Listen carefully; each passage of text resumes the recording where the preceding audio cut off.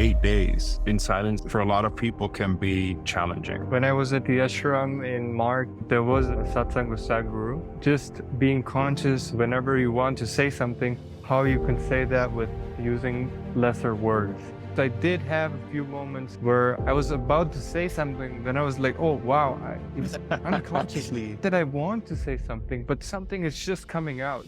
What role do you feel does silence play in Samyama? I think it's the base of it, no? When we were finally over, on the 8th day, Sadhguru gave us the instructions we could basically break silence. I particularly didn't want to speak because I understood the impact that speech has and sound in general. It was very powerful for me. Sometimes even here at home, I try to spend at least some time in silence. Remember, when we say silence is not speaking, but spending time with yourself, right? No writing, no reading, preferably like no music. I know it's difficult when we're out here in the world.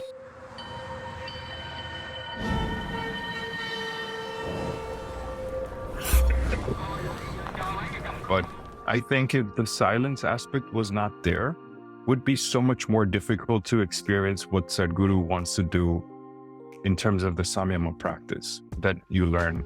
So it's the key to that program, and the base of what you're trying to do there is experiencing something within yourself. And if you're constantly speaking, if you're constantly engaging in conversation, it's really difficult to come to understanding that part.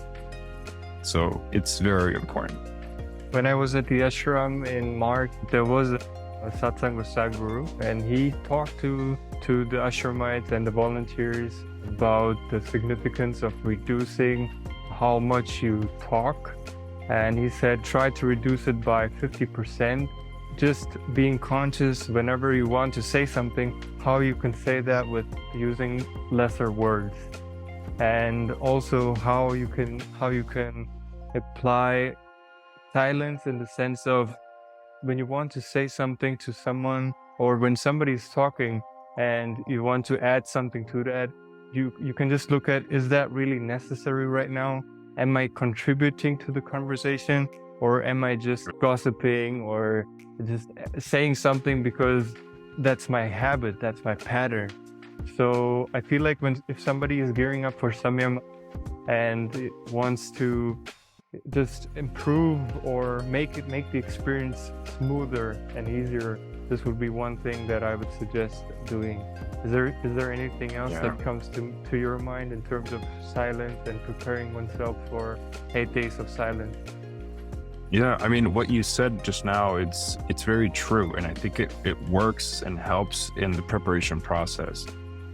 I was talking to my sister about this recently. She's never attended to Samyama. She's not like an intense meditator. But we did talk about how unconsciously we always try to filling the room with conversation, right?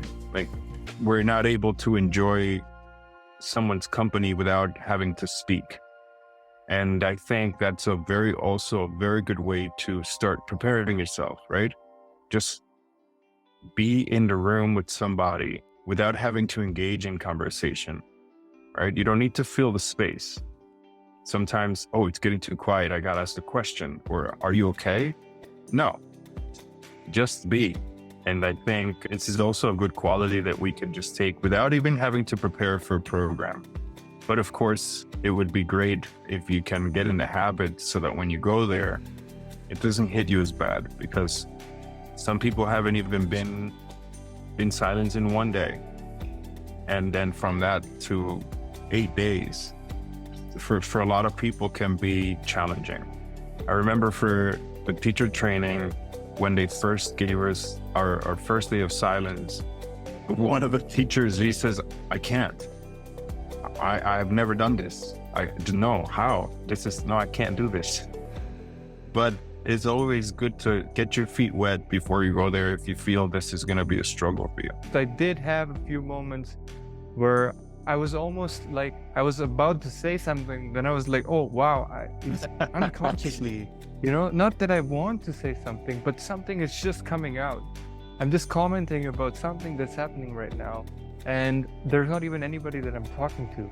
And we see that all the time in day-to-day life, that people just say something to themselves, and being conscious of that, I feel like can make a big impact on you, because you might say something that is not appropriate, or you might say something that will hurt the other person, or you might say something that is gonna mess up your day, right? Like, the more you focus on your thoughts, the more you're going to experience that, because you're focusing on that reality, and in turn you're seeing more of that. At least that's my experience. The more I focus on something, the more I also see it, right? Like, if I go out and I say, I never see a blue smart or a green Ford or something like that, what tends to happen is suddenly I see it all the time, because I pay attention to Yes. Right. Yeah. 100%. This is very true. Yeah. So attention definitely plays a role. I experienced in India, it's pretty hard to find a place where there are no sounds. There's always some temples, some mosques, and some cars and cows, traffic, people, everything.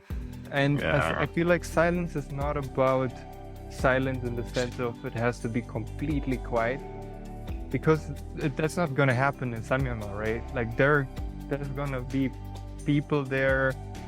Maybe they won't talk, but there's different sounds, the atmosphere, the ambience, and all. So I feel like, I think the silence is more within yourself, right? Basically. Yeah, that's maybe a misconception that people have, that it's like an isolation, and you have to practice isolation, and you have to practice really hardcore silence. And I feel like that's not really needed. That's not really the requirement for the program. You don't need to leave your family to go and do something. Yeah, no, not at all. And the idea for this is also not for you to become some sort of outcast in the world.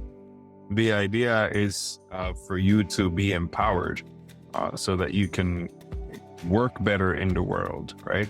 I think there's also a misconception, which is, once I do Samyama, what if I can't go back to my family? What if I want to leave everything? Like, these kind of thoughts, when you have a certain fear to go for a program like that, especially when you've read certain things, or somebody told you their experience, and you might be scared to go for it because what if something happens?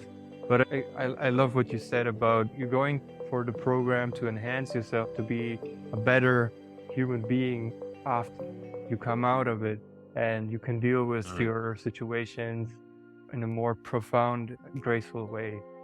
Yeah, absolutely. You get to see more of your own compulsions and your own.